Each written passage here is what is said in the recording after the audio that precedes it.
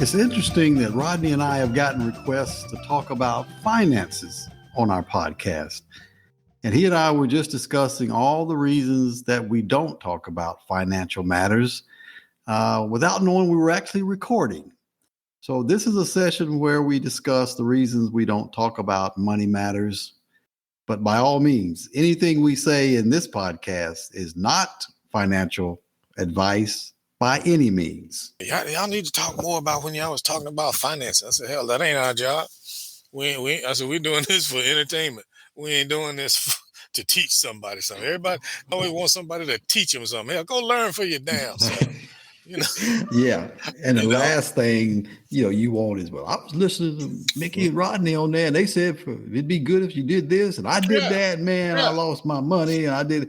So yeah, you gotta be careful on those kind of things. I mean, I don't think it would be a bad topic to just talk about, we sort of started at the bottom and worked our way up well, but you got to make smart decisions and think about these kind of, I think we'd be all right with that. But if you start trying to sing like you're getting any kind of advice, people, you know how people are these days. Well, I did that and look what happened. Well, see, there's some aspects of any kind of communication, as far as I'm concerned, that I ain't trying to say I'm the most intelligent person in the world, but sometimes, you don't want to go back down to the basic level. If your ass ain't caught up by now, I ain't got to go back down and tell you 2 + 2 is 4. Mm-hmm. Damn it, you shouldn't lived enough to know from where we starting from. You should be able to catch on. But hell, if you 40 years old and you want to listen to us talk about how to get started, then you're on the wrong show. There's certain things you should already know by now. Not like number one, stay on a damn job long enough so you can get some money added to your 401k. And if you got one. But yeah, when she was talking, she's like, oh man, those sound like good ideas. Because I was telling her about some of the stuff we talked about. And of course, I've been telling her, I was giving her some advice on, she's working towards a second retirement, and I was telling her some of the things she can look forward to. She said, that's something that y'all should be talking about on that. I said, no, we shouldn't. I ain't finna be talking about that. I tell you what I think, but this ain't for everyday brothers. If you ain't got it by now, shit, you ain't gonna get it. And I'm not there. I'm not Suze Orman. Shit, you want to pay me? I'll tell you what I think. You could be wrong as hell. and the good thing about finances and stuff like that is you can almost be wrong and justify it. Justify. Because like I said, you don't have a lot of control on some of that stuff that's going on anyway. Yeah. But I just, like I say, I would rather not get in that kind of stuff just because, you don't want somebody coming back at you saying, well, I listened to y'all and y'all said that. It's subjective, when you talk about any of that, you're talking about your life experience and your beliefs. Same thing with, I can tell the audience something about what I know about finances, but my situation is different than yours. Yeah. And, what's important to me may not be important to you. So that's why I was saying you got to have a level of sophistication on your own before you even start. That's how people who are trying to be successful financially, they listen to other people and apply it to their situation, not listen. Well, he said, that's just like I used to get tired of hearing, oh boy, I can't even think of his name now. It's a white dude. And he was talking about, you should never go out and buy a new car, and you should do all this. I said, yeah, so says the who's getting paid and probably got a new car. Mm-hmm. How you sit up and say, don't go, because it's like me and my boys talking today. I said, black people put emphasis on the wrong shit, like all this fake clothes and fake jewelry. I said, because I was telling them about I had just picked up my Infinity, and what I was thinking about whether I was going to get rid of it and all that. Well, it's running good now. I'm going to take it back to him Tuesday and just let him go over it again. But I'm saying I will invest in a good car, a good high-end car, because that's the hub of all my life. Like, I need to get a car to get to and fro to work. Like, I need a car to get around, pick up my kids, do all of this other stuff. I said, but they'll go and buy a piece of car and won't keep it up. Now, that's your livelihood, but you'll go out and spend top dollar on knockoff shit like Gucci and all that other stuff that ain't gonna do nothing for you. And I said, plus I keep my cars for a long time, so get the money's worth out of it. But you have to change your priorities, man. What's more important,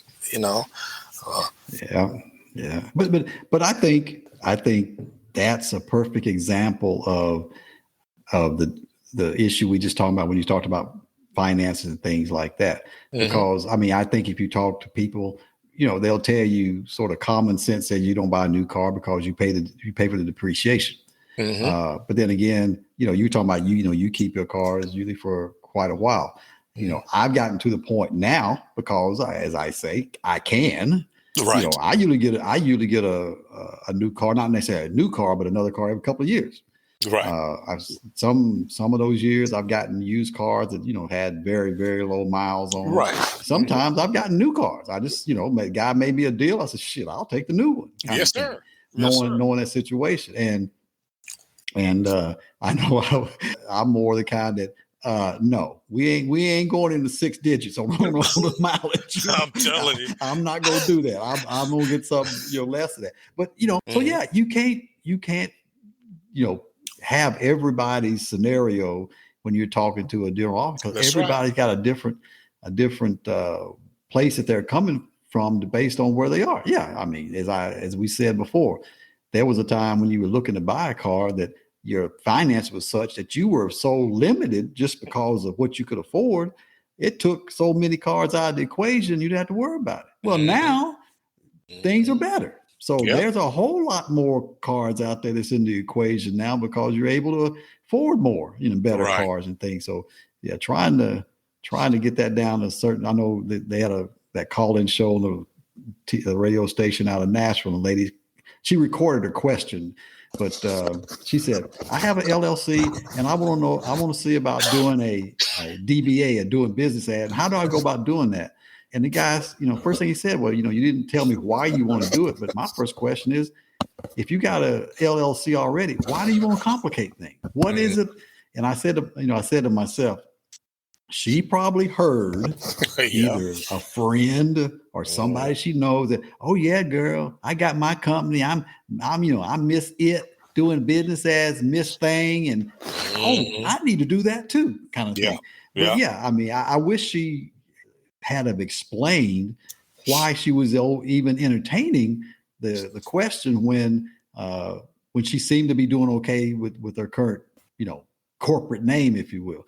But you can get caught up in that stuff. Well, everybody else is doing it, I thought I'd do it. Well, no, it ain't. I mean, it's all right for everybody. That's right. You need to analyze your situation and the impact that you're going to have. And that's right. He said, I can't give you any specifics just for that, and he said, but I just, my first question is, why would you want to complicate your business, situation by doing a DBA? I just don't know why you would want to do that. So I'd like to talk to you. And the thing that was funny at the end of it, he said, yeah, this is my number at my office and everything. He said, but only call if you're serious. Don't be calling in there talking about trying to get some free advice. Right. And the DJ on the show said, that's exactly right. Don't be calling that man asking no crazy stuff like that. You gotta just be, if you're serious about a business issue, give him a call. So yeah, he let him know up front. Don't be calling me with no nonsense. That's it. There's so many different aspects that play into it. It's just like with, I'm such a cheapskate, if you will. I was even,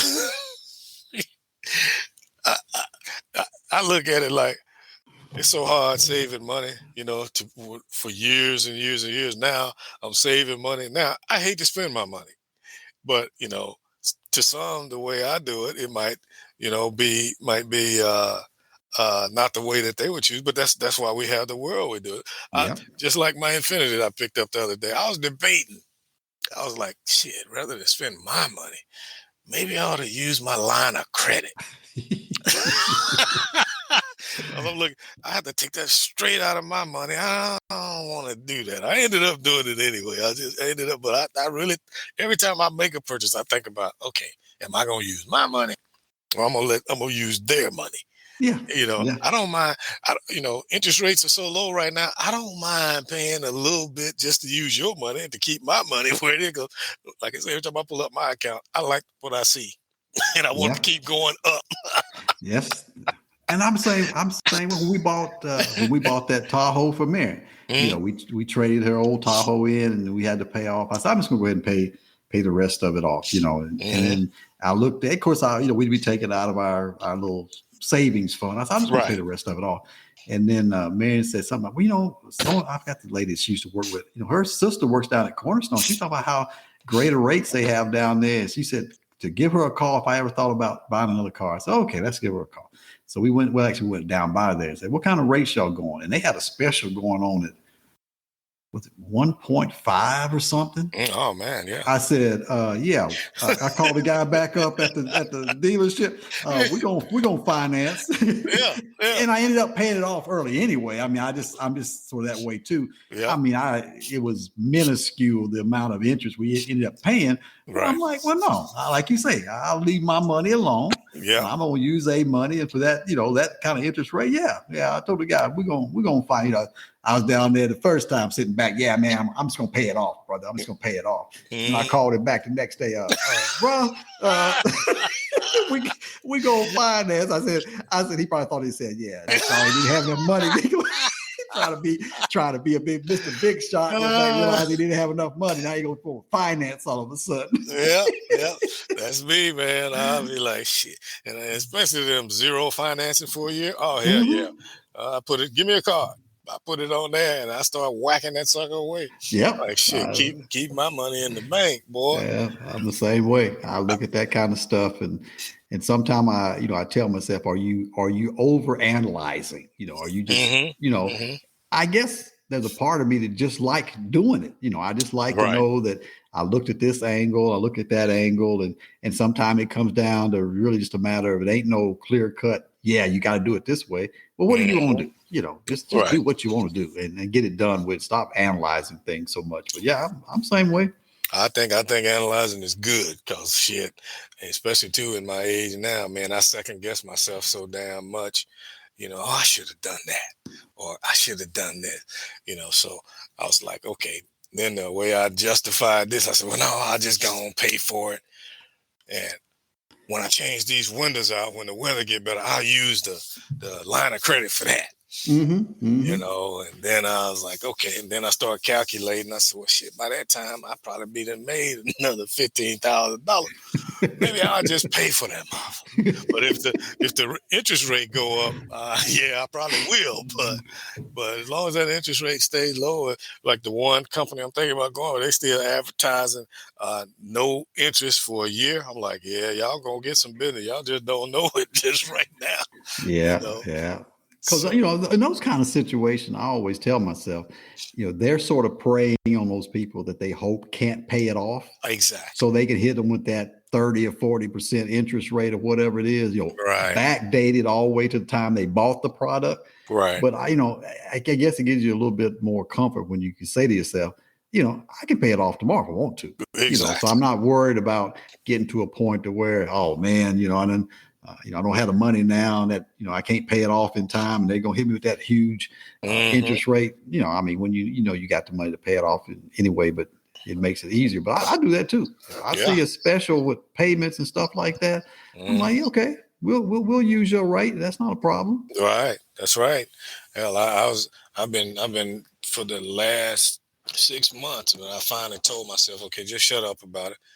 Other than my wife saying, you need to be quiet about that because I can't, even when we pay our taxes, hell, I can't even write the check. I'm like, here, you write. I can't write that. Well, if you like me, I write mine on April 15th. Well, me too. Because I'm like, take it to the post office.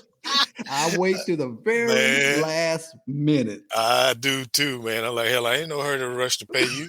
Yeah, if you owed me, you ain't in no rush to give me the money. I heard that. So, but I've been threatening to pay off this house, because I was like, yeah, it's down to here. I always said if I got down to here, I was just gonna take a lump sum. Then I'm like, how long it take me to save that amount of money?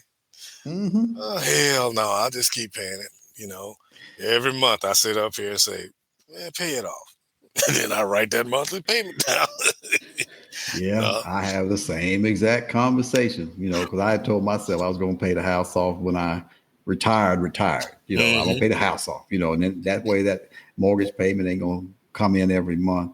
And then as I started, thinking, I'm like, okay, if I take that lump sum of money out, that's that less money that's going to be drawing in interest.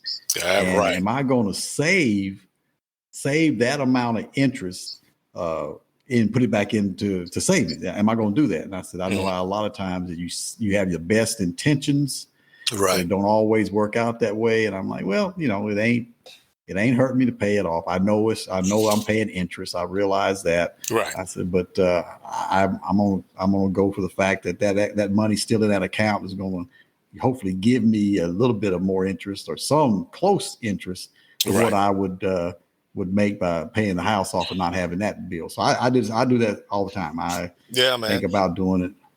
I even try to convince myself. I said, okay, with what you got going into the savings right now, then I can just add that house payment on to that, and that'll be X amount of more dollars. Then you'll be back where you started from in little or no time, And then I'm like, I just can't make that deal.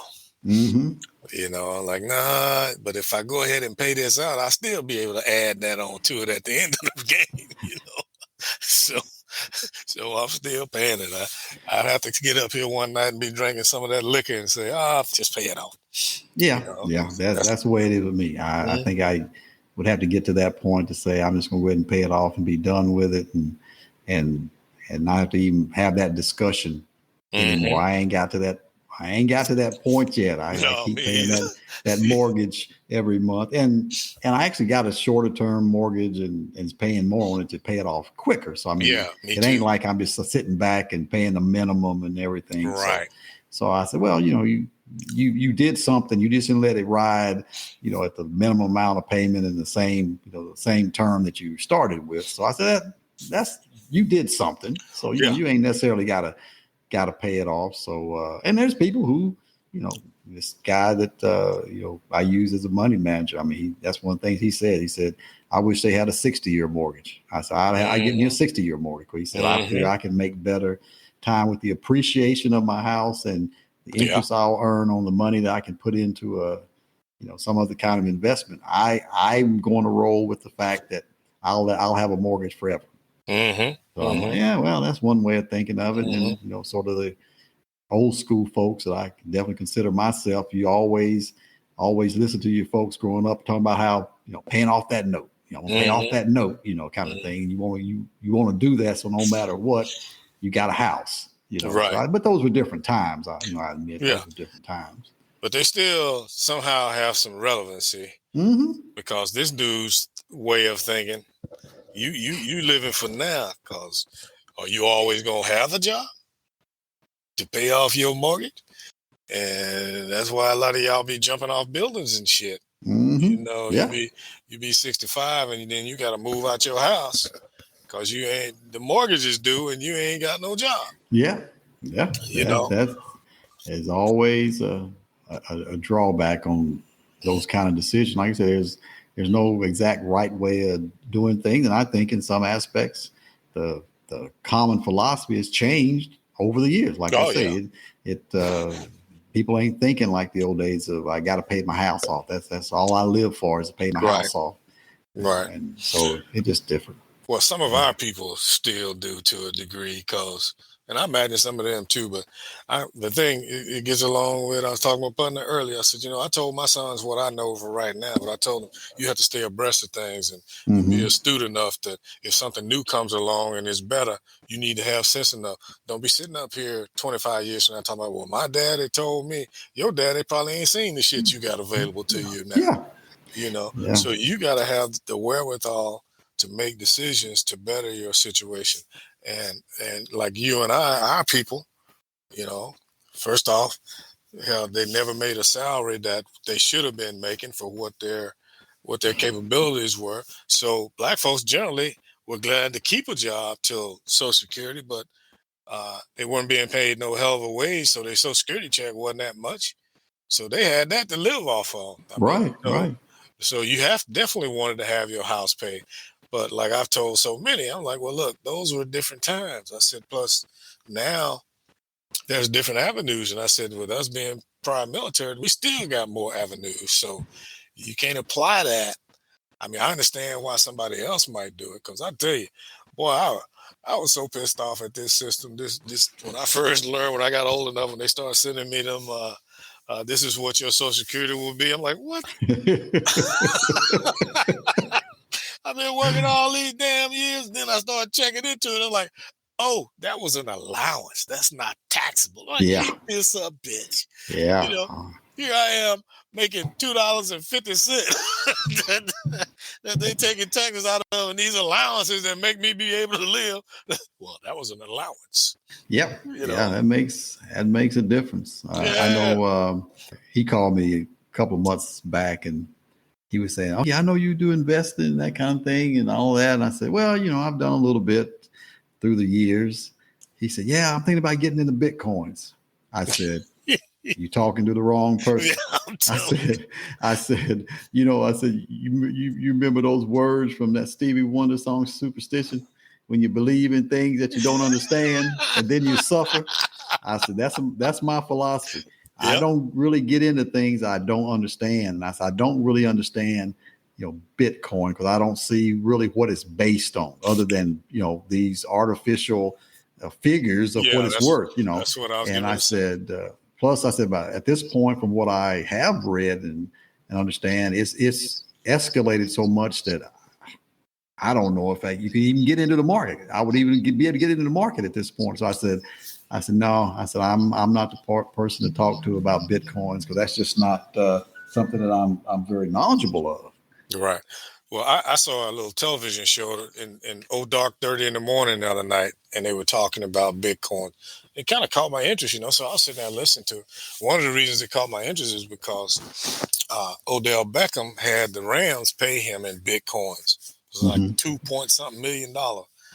And basically a bunch of the analysts on there were saying that this is just a fad. He said, right now, those artificial inflated numbers that you're getting, it's working fine. But in the long run, they're going to turn out to be nothing. And you're going to be the big players with the money are playing in it now because they're reaping the results and the rewards. Right. But it's kind of like the .com thing. When the .com thing came out, everybody was, oh, yeah. Then the bottom fell out. Mm-hmm. And so that's what this one dude predicted with the Bitcoin, and actually they were showing a couple of kids who got these little apps that they done made and made a bunch of money off of it, and they were dealing with the Bitcoins and all that. He said sooner or later that's gonna drop out. If you ain't in a position to get your money now and get out while the getting is good, it's not a long term deal, is basically what I gathered from it. So I'm like, hell, that's all I need to know. I ain't got to know nothing else about it, so unless it improves a whole bunch. But right now, it's the big fat cats that are the one that's getting over with it. Yeah. And that's why I told him, I said, I'm not the person that you need to be talking to, because I don't understand it. And I'm not going to be the kind to try to, blow smoke, try to act like I do know it and tell you something wrong and you go off on that tangent or something. I said, nah, I don't really understand it. And so I can't help you with that. So yeah, I mean, there's a lot of things going on, and I try to be somewhat mindful of it. And Yeah. And I know I was reading, I saw an article a few months back where I guess was it Elon Musk said something about Tesla wasn't going to accept Bitcoins for their cars or something, and it dropped. They said that, you know, his one statement dropped Bitcoins. I forgot how many billions of dollars just that day. Right. It dropped because of that comment that he made. So yeah, I just try to stay away from that kind of stuff that I just don't really understand. Definitely, and plus too now, just my opinion is that I done the best I could with what I had to work with and what was available to me. I done got too old now to be risking all that for some new shit. Yeah. Oh yeah. That's probably is number one on my list. You know, I still got, you know, we still got some money in the market and stuff like that. And of course, Right. you know, this January has been a roller coaster and stuff. But I, you know, backed out from quite a bit. And then even, you know, when I talked to Marion about stuff like that, I said, you know, this last January, you know, it was a roller coaster and we lost some money. I said, but I feel, you know, good in the fact that we wouldn't even be where we are now without the investments we made early on. I said, right. so I said, you know, if you go into it like you got to make money every day and you're never going to lose a dime, you're in the wrong business. You need to put your money in the bank and just let it sit there. Yes, sir. I said, but you know, we made some investments and some decisions, you know, 30 something years ago, Right. and we wouldn't be where we are now if we hadn't made those decisions way back then. So I said, That's right. you know, we're losing some now just because of the way the markets are. But I said, we've got our safety nets. And I said, another good thing is that money we don't touch anyway. Yeah, exactly. We live off our retirement checks and stuff like that. I said, we don't touch any of that money anyway. So it's not like we were going to use that to live on and we just, you know, drop some. It's like, oh man, what are we going to do now? I said, we don't even use that money. Exactly. You know, so it's just sitting there. It's just sitting there. And I watched Rosalind's. It's just exploded. She done passed me. I was ahead of her for years, man. But when I got paranoid when years of retirement, you should go conservative. Well, I was still aggressive until he got elected. I'm like, shit. I put that shit in a conservative fund. I ain't losing money, but I ain't making as much as I should have, as I would have been with that aggressive mix. But I left hers the way it was because I had her on aggressive track. And shit, boy, she shot by me like I was standing still. She you know, I used to kid with her and tell her, I said, shit, you can get out. I'm running this shit. Well, hell, now she running it. So I decided, I'm like, well, hell, I'm going to leave hers alone. Especially with her company that she works for. They hire out a subcontractor that monitors their stuff.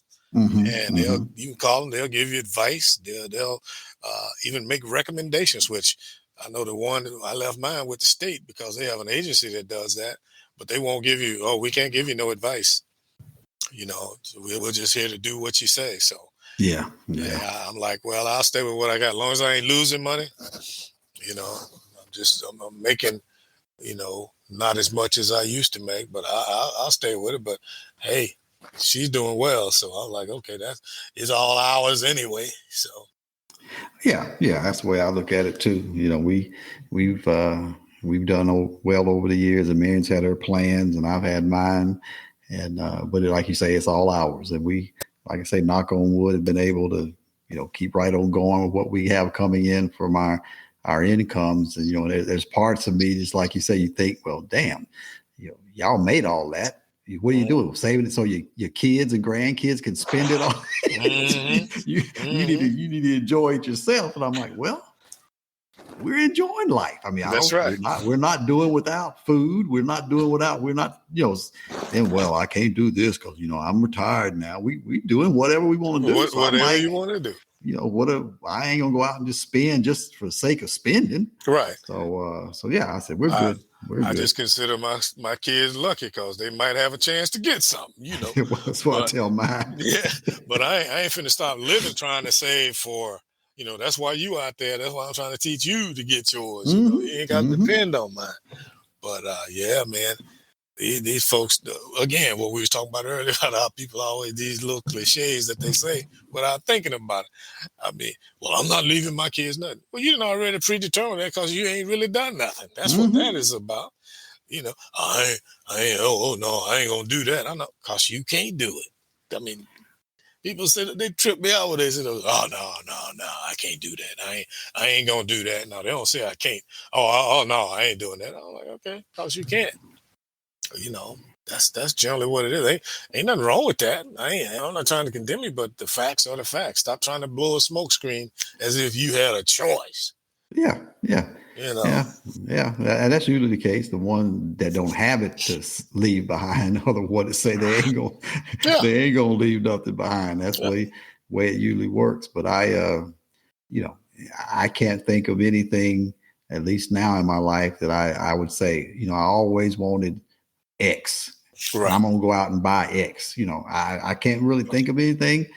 We like the house we got, we like the cars we got, all these other sort of expensive stuff, boats and yachts and all that. I don't like. I ain't gonna get out on that water on them no way. So I mean, I don't know what it would be if there was something that I would look back and say, I wish I'd always had this or that. I just don't know what it'd be. So I'm fine. I mean, I'm good, Same here. See, that's why we don't talk about finances. It would be hard to get everybody's situation under one podcast.